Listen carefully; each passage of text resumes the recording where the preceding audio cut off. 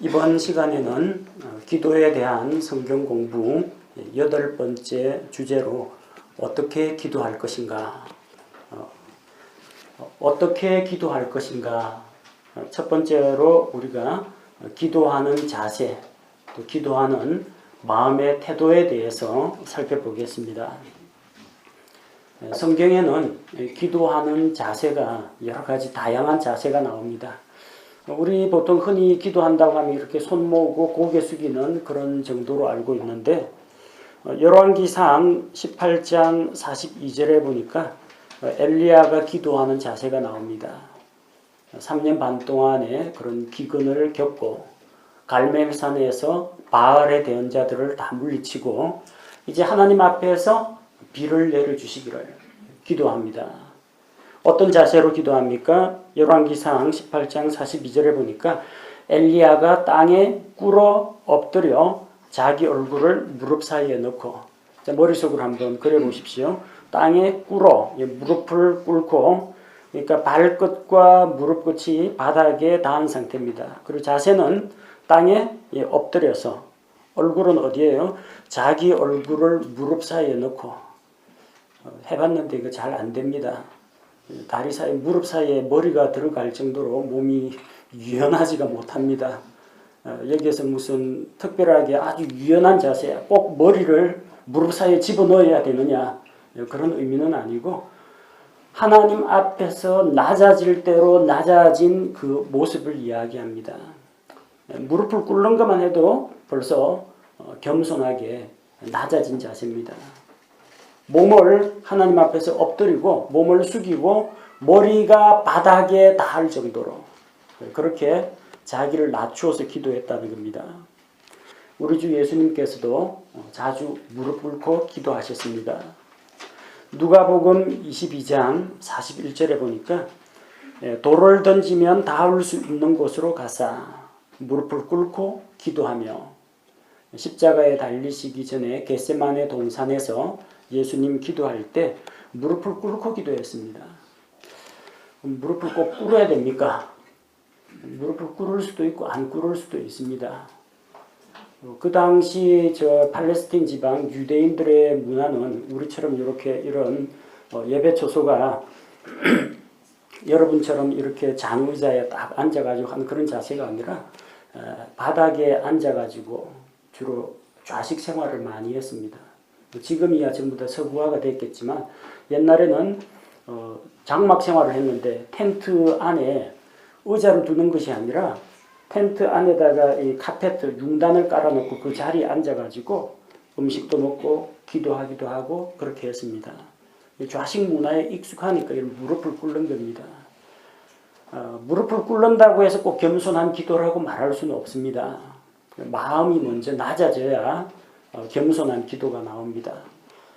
그렇다고 해서 기도하는 자세하고 기도하는 마음가짐하고 완전히 관계가 없다고 말할 수도 없습니다.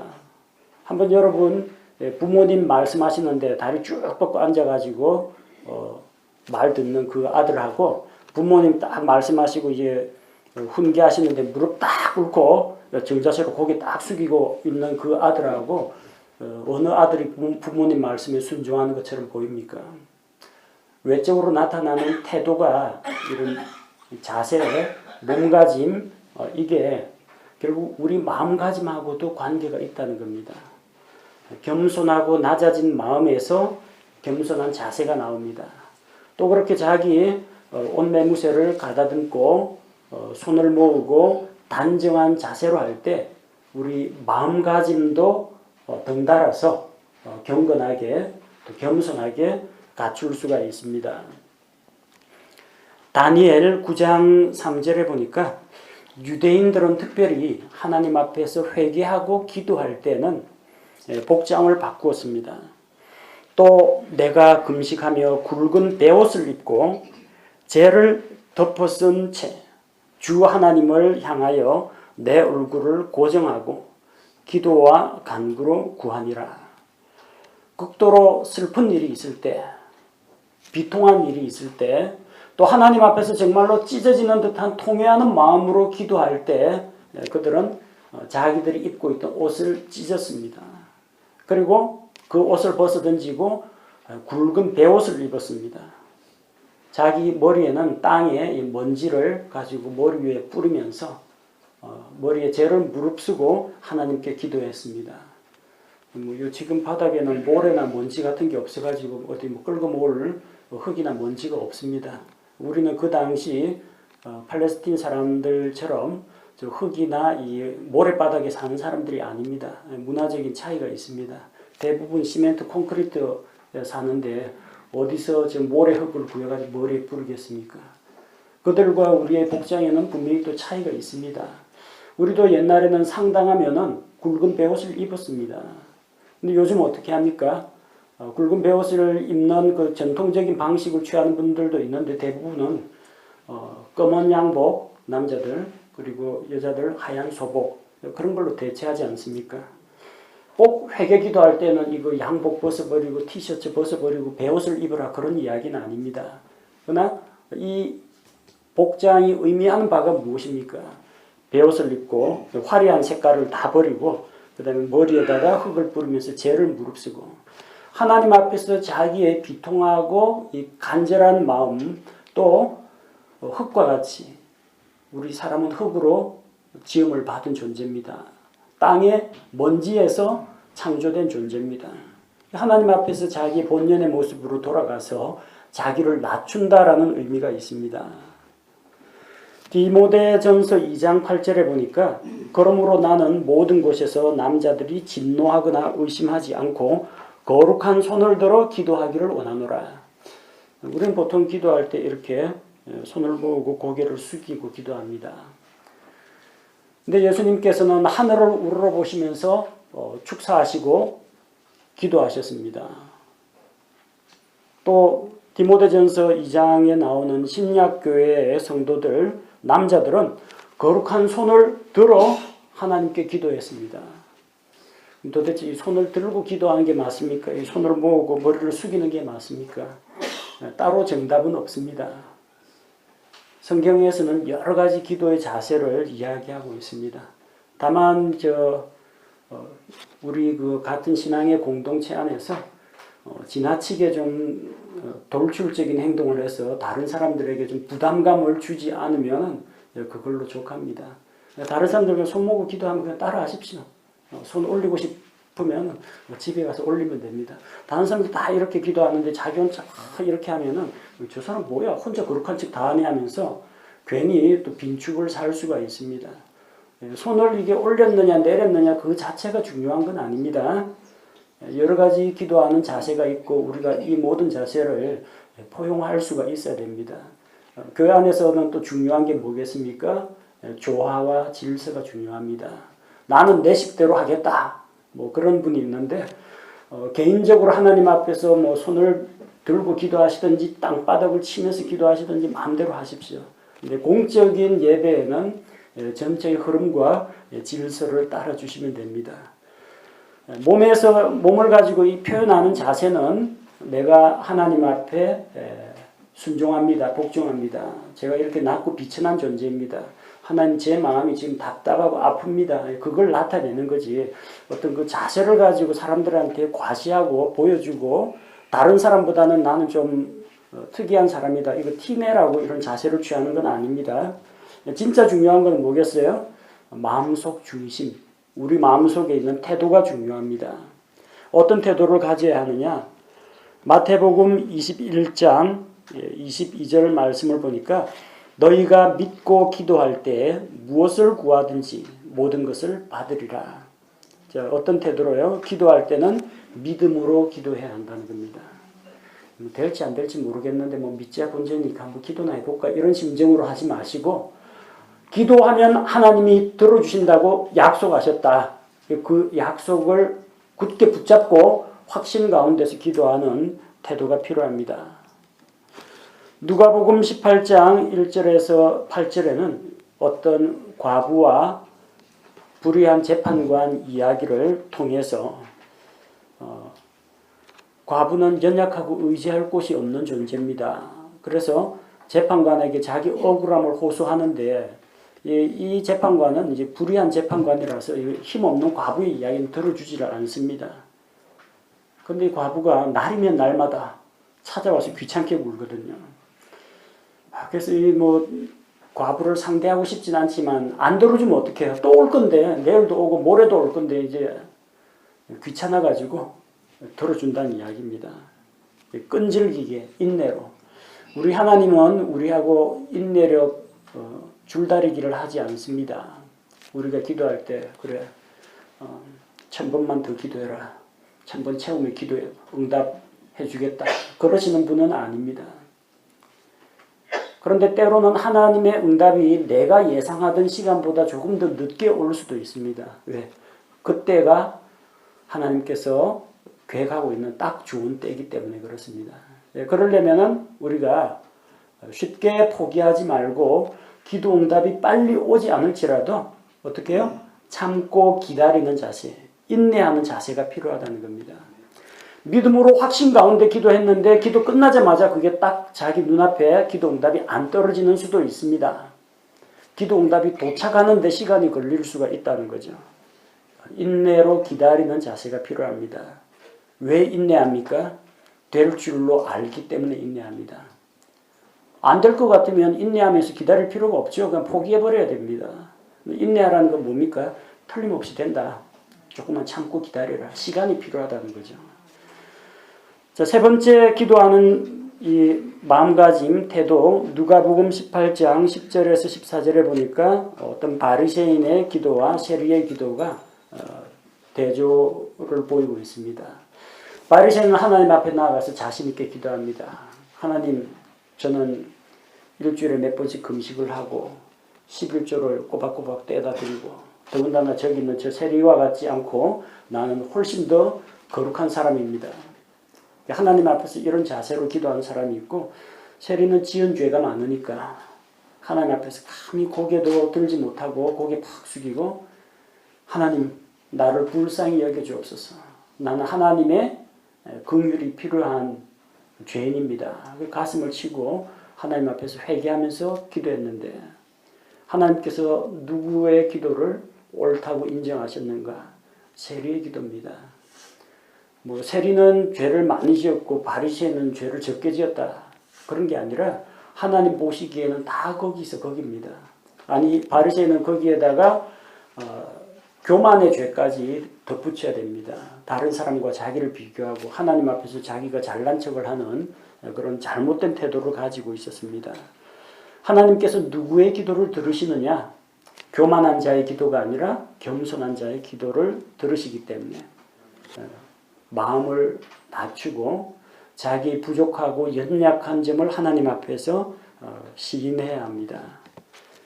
마음에 이런 올바른 태도를 가지고 있으면 그게 자세로도 표현이 됩니다.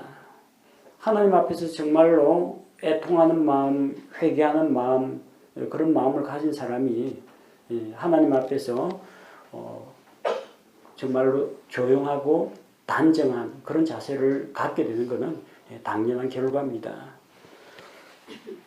자, 기도를 어떻게 할 것인가? 기도시키면은 부담을 느끼는 분들이 있습니다. 그래서 예배 회중을 대표해서 기도를 인도하는 분들은 미리 마음의 준비를 하시라고 우리 예배당 뒤쪽에 예배 준비부에서 미리 알려드립니다. 몇 월 며칠 아무개 형제님 회중기도 인도하셔야 합니다. 붙여놨거든요. 마음에 미리 준비하고 오시라는 이야기입니다. 무턱대고 저기 아무 형제님 기도하시죠 하면은 갑자기 정신이 멍해집니다. 혼자서는 얼마든지 하나님 앞에서 그냥 기도를 하겠는데 많은 사람 앞에서 기도하려면 부담스럽습니다. 근데 기도가 그렇게 어려운 건 아닙니다. 하나님 앞에서 우리가 나아갈 때 하나님과 대화하듯이 이야기하면 됩니다. 그래서 각 소모임에서도 좀 기도 훈련 좀 시키시기 바랍니다. 소모임을 리드만 기도하지 마시고 시작할 때 아무개 형제님, 아무개 자매님 또 당장 시키면 다음부터 소모임이 안 나옵니다. 부담된다고. 그러니까 이번에는 제가 할 테니까 다음에 우리 시작 기도는 아무개 형제님 미리 준비해 오십시오. 그 다음 주 마무리할 때는 어느 자매님 마무리 기도는 자매님이 맡아주십시오. 미리 일러주면은 마음의 준비가 되기 때문에 부담을 느끼지 않습니다. 그럼 막 고민합니다. 고민을 하면서 이제 종이에 적어 옵니다. 뭐라고 기도할 건지. 그것도 좋은 자세입니다. 그러니까 입에서 나오는 대로 기도하는 것보다도 기도할 내용을 적어서 하면은 중요한 내용을 빠뜨리지 않게 됩니다. 또 감정이 휩쓸려 가지고 하지 않아도 될 말을 생각나는 대로 마구 집어넣지도 않게 됩니다. 정리를 하는 것이 오히려 더 좋습니다. 개인적으로 하나님과 만나서 그냥 자연스럽게 기도할 때는 그냥 편하신 대로 하시고요. 소모임이라든지 아니면 전체 공적 예배에서 기도 순서를 맡게 되면은 미리 준비하십시오. 일반적으로 기도할 때 이런 순서로 기도하시면 됩니다. 첫 번째는 찬양의 기도. 역대기상 29장 11절에서 13절에 다윗이 성전 건축을 위해서 필요한 여러 물자들을 백성들, 자원하는 사람들로부터 받은 다음에 헌금과 헌물을 받은 다음에 하나님께서 이렇게 이 백성에게 놀라운 복을 주셨구나 감사하면서 찬양하는 기도가 있습니다. 하나님은 크고 광대하시고 권능과 주권을 가지시고 하나님께서는 거룩하시고 영화로우신 이런 점들을 기리면서 찬양하는 기도입니다. 이것이 우리에게도 필요합니다. 찬양 기도는 우리가 지난번에 찬양에 대해서 배우면서 다루었는데 하나님의 속성과 성품을 기리고 높이는 것을 말합니다. 하나님의 존전에 무례하게 무작정 뛰어들지 마시기 바랍니다. 양국 대통령 이 정상들이 만나면 뭐부터 합니까? 당장 무역 협상부터 시작하냐면 그런 거 아니죠. 그 다음에 하룻밤 편히 잘 지내셨습니까? 먼 길 오시느라고 수고가 많으셨습니다. 이런 일반적인 인사부터 시작하지 않습니까? 그리고 방문해 주신 덕분에 지난번에 도와주신 덕분에 저희는 참 여러모로 혜택을 누리고 있고 이런 이야기가 오가는 다음에 이제 대화의 물꼬가 트이는 겁니다. 어린애들은 이런 거 잘 몰라요. 쪼르르 엄마한테 다녀. 엄마 1,000원만. 돈 받아서 팍 튀어버립니다. 좀 버릇없이 보이죠. 그보다는 좀 얼마든지 엄마 앞에서 또 예의를 갖출 수 있지 않습니까? 너무 어린애가 또 그렇게 하면은 애늙은이처럼 보이겠지만 적어도 아버지, 어머니 앞에서 그분들의 인격을 존중하고 감사하는 마음을 좀 표현하면서 자기에게 필요한 것을 이야기하면은 부모님이 잘 들어주십니다. 하물며 우리 육신의 아버지, 어머니가 아니고 뭐 대통령이나 왕이나 이런 정도가 아니라 창조주 하나님이십니다. 우리의 구원의 하나님이십니다. 그 하나님 앞에 나아갈 때 예의를 갖추는 게 필요합니다. 전지전능하신 하나님, 무한하신 하나님, 무소부재하신 하나님, 영원불변하신 하나님, 사랑과 공의와 긍휼과 거룩함과 또 신실하시고 또 선하신 하나님, 그런 하나님을 찬양하면서 나아갑니다. 여러분 회중 기도를 인도하는 분들이 처음 시작할 때 한 기도 잘 들어보시기 바랍니다. 뭐부터 시작해요?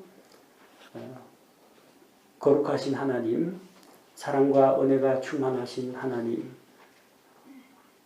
죄와 범법으로부터 우리를 건져주신 크고 놀라운 사랑을 감사와 찬양드립니다. 보통 이런 식으로 앞쪽에 찬양기도나 감사기도가 먼저 들어갑니다. 이걸 먼저 하시고요. 그 다음 이제 데살로니가전서 5장 18절처럼 이제 감사기도. 찬양이 하나님의 그 어떠한 속성에 대한 것이라면 감사는 그러하신 하나님께서 우리에게 행하신 일들, 베풀어 주신 것들로 인해서 고마움을 표현하는 겁니다. 하나님의 은혜와 축복에 대해서, 하나님께서 내려주신 고난과 시련에 대해서, 좋은 일이든 나쁜 일이든 이것이 하나님으로부터 말미암았고 또 이것을 마무리 짓고 해결해 주실 분도 하나님이시라는 것을 믿을 때 그 사건 자체로는 감사할 건덕지가 없는데 그 그것을 내게 허락하시고 주시고 내가 그것을 싸워 이기게 하시는 그런 하나님, 환경을 주관하신 하나님을 생각할 때는 감사를 드릴 수가 있습니다. 그래서 감사 기도를 가지고 하나님 앞에 나아가십시오. 이렇게 해서 이제 하나님과의 사이에 대화에 물꼬가 트이는 겁니다. 그 다음 하나님께서 뭐라고 말씀하셨어요?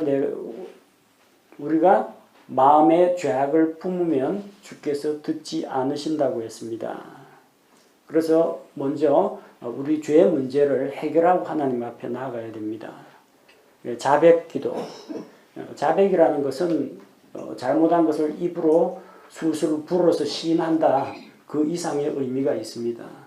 입으로만 잘못했다고 하면 하나님 오늘 이거 잘못했고 저거 잘못했고 저거 잘못했고 그 자기가 지은 죄 목록을 단순히 나열하라는 게 아닙니다. 자백, confess라는 건 자백한다는 말은 이 문제에 대해서 하나님하고 내가 같은 목소리를 낸다는 걸 이야기합니다. 같은 의견이라는 겁니다.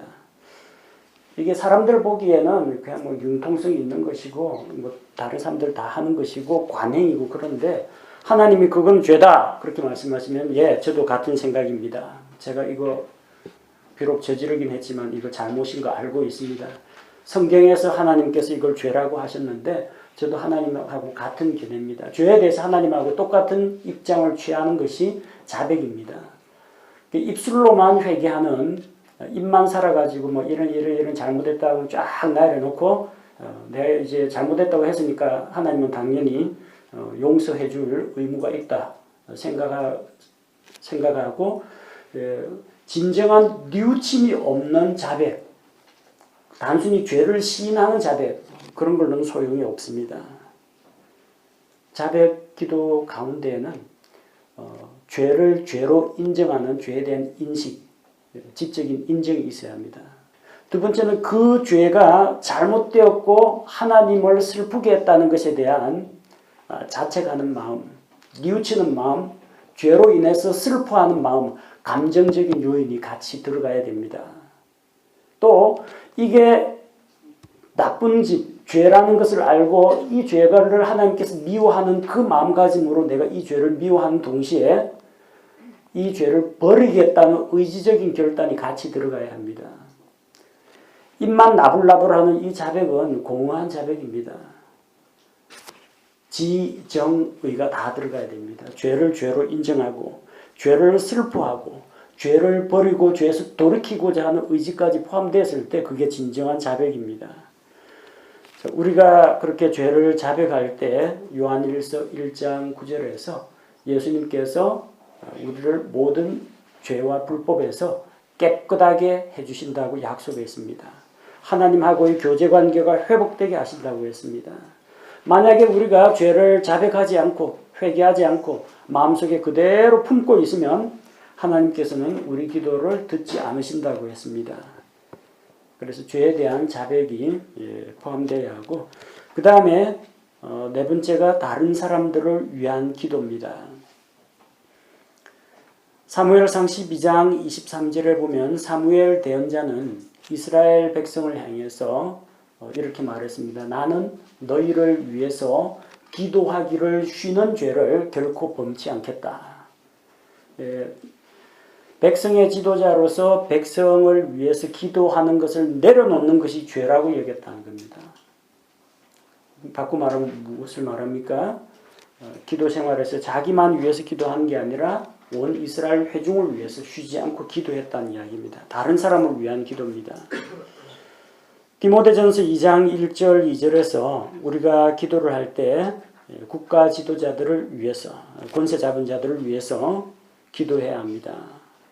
사역자들을 위해서 말씀 사역자들을 위해서 기도해야 하고 같은 믿음의 성도들을 위해서 기도하고 가족과 친지들 전도 대상자들을 위해서 기도해야 합니다. 그래서 이런 다른 사람을 위한 그런 기도가 있는데 다른 사람들을 위한 기도를 보통 중보라고 많이 부릅니다. 근데 이게 정확한 용어가 아닙니다.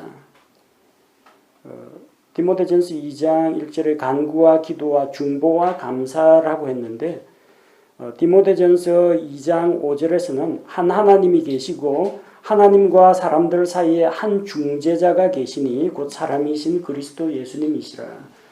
중보라는 것은 하나님하고 그 사람 사이를 내가 중개해 준다는 이야기입니다. 근데 이렇게 중보할 수 있는 분은 예수 그리스도 이외에는 없습니다. 보통 교회에서 뭐 중보기도 팀도 있고 중보기도 시간도 있는데 이거는 중보라는 용어는 예수님에게만 쓸 수 있습니다. 함부로 쓰면 안 됩니다. 오히려 이거는 옛날에 우리 그 개역 성경에서 이 중보라는 단어 대신에 무슨 단어를 쓰냐면 도고라는 우리말 단어가 있습니다. 도고, 다른 사람을 위해서 대신 간구하는 것. 기도는 내가 하고 응답은 다른 사람이 받는 겁니다. 그래서 정확하게 이야기하면 도고라고 불러야 옳습니다. 다른 기도보다 이런 남을 위한 기도, 이거는 참 하나님 보시기에 아름다운 겁니다. 왜? 다른 사람을 위해서 기도한다는 것은 나한테 어떤 사적인 이기심이 개입되어 있지 않다는 걸 말합니다. 자기의 욕심, 이기심이 개입되지 않은 다른 사람의 유익을 위해서 다른 사람이 잘 되기를 바라면서 기도하는 겁니다. 그래서 이런 기도는 하나님 보시기에 참 좋은 겁니다. 그래서 서로 기도하라. 병낫기를 위해서 서로 기도하라. 다른 사람을 위해서 기도해 주는 거. 또 내 기도는 누가 해줍니까? 다른 성도들이 기도로 도와줍니다. 이렇게 서로 관심을 갖고 돌보면서 기도할 때 하나님의 응답이 우리에게 또 빨리 임하게 됩니다. 자, 다섯 번째는 우리 자신의 필요를 위해서 기도해야 합니다. 빌립보서 4장 6절 7절 말씀처럼 아무것도 염려하지 말고 모든 일에 기도와 간구로 우리가 필요한 것들, 우리가 구할 것들을 감사함으로 하나님께 아뢰을 때 기도의 응답을 받고 우리 마음의 평안을 누릴 수가 있습니다. 성경 말씀에 대한 깨달음을 위해서 기도하십시오. 내 마음의 평안을 위해서 기도하시고 또 복음 전도를 위해서 용기와 담대함을 주시도록 기도하고 오늘 하루 나와 우리 가족의 안전과 건강을 위해서 공부하는 학생들은 하나님의 명철을 구하고 또 부지런하고 성실한 마음으로 공부할 수 있도록 학업을 위해서 구하시고 직장인들은 오늘 하루 하나님께서 주신 일자리에서 열심히 또 일하고 좋은 열매를 거두도록 미래에 대한 걱정이나 염려가 있는 분들은 하나님의 인도하심과 또 하나님의 공급하심을 위해서 기도하시기 바랍니다. 이런 순서대로 기도하면은 기도할 때 뭘 말하지, 뭐부터 이야기하지 걱정하지 않고 기도문을 준비하는 데 도움이 되리라 생각합니다. 그 다음 기도는 내가 입술로 하나님께 아뢰고 예수님의 이름으로 기도합니다. 아멘 했다고 마침표 찍었다고 그게 끝이 아닙니다. 기도 응답받을 때까지 기다리는 것도 계속되는 기도의 연속입니다. 기도를 한 다음에도 우리가 가져야 할 마음 자세, 마음가짐이 있습니다. 야고보서 1장 6절 말씀처럼 그러나 그는 믿음으로 구하고 조금도 흔들리지 말지니라. 흔들린다는 건 마음속에 마음이 흔들린다는 걸 의심한다는 이야기입니다. 흔들리는 자는 마치 바람에 밀려 요동하는 바다 물결 같나니. 여러분 세숫대에 있는 물은 한번 휘저으면은 나중에 그 잔잔하게 다시 물이 진동을 멈추고 착 가라앉습니다. 바다는 이 파도가 몰아칩니다. 제2파, 제3파 물러갔나 싶은데 계속해서 파도가 연이어서 계속해서 몰려옵니다. 계속 요동칩니다. 우리는 먼 바다를 보면 잔잔한 것 같죠. 근데 바다는 바람과 조류의 흐름에 의해 가지고 계속 출렁대고 요동치고 있습니다. 기도하고 우리가 의심한다는 것은 흔들리는 바다와 같다는 겁니다. 그 흔들리는 바다 위에서 중심을 잡으려고 해보십시오. 불안정합니다. 마음이 흔들립니다. 확신이 흔들립니다. 그래서 기도에 대해서 하나님의 전능하심에 대해서 마음속에 의심이 생깁니다. 믿음으로 구하고 의심하지 말아야 합니다. 사무엘상 1장 18절 기도하고 난 이후의 태도. 한나는 아이를 낳지 못하는 그 문제로 슬피 탄식하며 하나님 앞에서 부르짖었습니다. 그리고 속에 있는 마음을 다 하나님 앞에 토해내고 기도를 마쳤는데 기도를 마친 다음에 어떻게 됐어요? 이에 그 여인이 자기 길로 가서 먹고 다시는 얼굴에 슬픔이 없었더라. 음식이 좀 들어가면요 기분이 좀 좋아집니다. 보통 이제 슬프고 답답한 일을 만날 때 폭식하는 건 안 좋지만 달달한 거 좀 먹고 맛있는 음식 먹으면 기분이 좀 좋아집니다. 기도 마친 다음에 들어줄 때까지 밥 안 먹고 단식 투쟁하려고 하지 마시고 좋은 거 드시고 마음도 좀 편하고 기분도 좋게 가라앉으십시오. 한나를 보십시오. 기도하기 전에는 마음의 쓰라림을 가지고 호소를 했는데 기도하고 나니까 마음의 평안이 찾아왔습니다. 먹고 얼굴에 슬픔이 없었더라. 하나님께서 주시는 그런 평안을 누리면서 기도 응답을 기다려야 합니다. 마태복음 7장 7절은 구하라 그러면 너희에게 주실 것이요 찾으라 그러면 너희가 찾을 것이요 두드리라 그러면 너희에게 열릴 것이니. 많은 사람들이 기도하고 그걸로 되었다고 생각합니다. 내가 기도했다, 구했다, 응답이 오겠지. 구한 다음에 어떻게 해야 돼요? 찾아야 됩니다. 그 다음에 두드려야 됩니다. 하나님, 아직 예수님을 안 믿는 이 잃어버린 혼들을 불쌍히 여겨주옵소서. 그들에게 복음이 전파되게 하옵소서. 딱 기도하고 마무리 딱 했습니다. 몇 사람 구원받을 것 같습니까? 그 다음에 어떻게 해야 돼요? 기도 마치고 나면 찾아야죠. 잃어버린 혼들이 어디 있는가? 내 주변에 예수님 안 믿는 복음이 필요한 사람이 어디 있는가? 찾아야 됩니다. 찾은다면 어떻게 해야 돼요? 기도가 목표가 아니라 기도의 내용이 목표죠. 내가 불신자 위해서 기도했다. 이게 목표가 아니라 그 사람이 구원받기 위해서 내가 기도한 겁니다. 그럼 최종 목표는 뭐예요? 그 사람이 구원받는 거죠. 구원받아야 될 사람, 복음이 필요한 사람을 찾아야 됩니다. 찾아가서 어떻게 해야 돼요? 계십니까? 그 사람 집 문을 두드려야 됩니다. 그 사람 만나서 그 사람 마음 문을 두드려야 됩니다. 내 입을 통해서 복음의 말씀을 전달해야 됩니다. 구하고 찾고 두드려야 됩니다. 여러분, 이 부산 지역에 이사를 오려고 하는데 하나님 부산에서 제가 거주할 거주지를 주옵소서 주옵소서. 백날 기도해도 여러분한테 부동산에서 연락 안 옵니다. 그러려거든 어디가 위치가 괜찮은지 이 아파트 단지 저 아파트 단지 다녀보고 그 주변에 부동산 중개소 찾아가가지고 집 좀 보여달라고 해가 이거저거 찾아다녀야 됩니다. 집주인이 있으면은 똑똑 두드려가지고 여기에 살 의사가 있다는 거 이야기하고 거래를 해야 됩니다. 구하기만 해가지고는 안 돼요.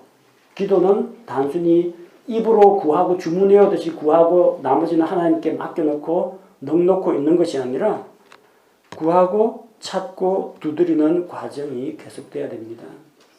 구하고 행하는 것. 이거는 단순한 우리의 행위가 아니라 구한 것을 얻게 되리라는 믿음에 따른 그 믿음의 행위입니다. 그렇게 할 때 기도 응답을 받습니다. 어떻게 기도할 것인가?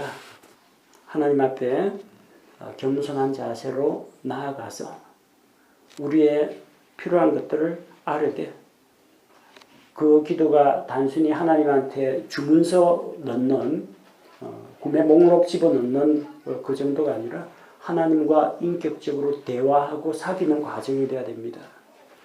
믿고 의심치 말고 마음의 평안을 누리고 하나님께 구하고 하나님 파트에서 하실 일과 내가 해야 할 일들을 잘 분별해야 합니다. 그렇게 할 때 우리가 기도한 것을 하나님께서 선물로 주실 것입니다.